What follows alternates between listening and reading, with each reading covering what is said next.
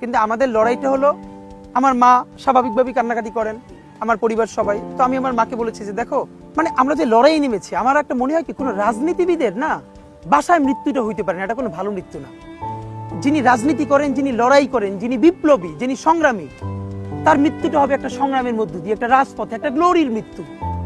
আমি তো ভীষণভাবে প্রত্যাশা করি, আমি ছোটবেলা থেকে এই স্বপ্নটা দেখি, অনেক জায়গায় বলেছি, যে একটা তুমুল মিছিল হচ্ছে অন্যায়ের বিরুদ্ধে, সেই মিছিলের সামনে আমি আছি, কোনো একটা বুলেট এসে আমার বুকটা হয়তো বিদ্ধ করে দিয়েছে, এবং সেই মিছিলে আমি হাসতে হাসতে আমি শহীদ হয়ে গেছি।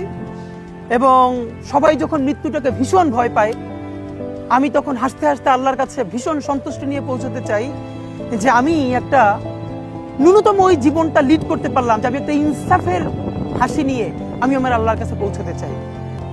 আগামী 50 বছর বাঁচলাম, কোনো ইম্প্যাক্ট তৈরি হলো না আমার দিয়ে, দেশের জন্য, রাষ্ট্রের জন্য, উম্মার জন্য, জাতির জন্য।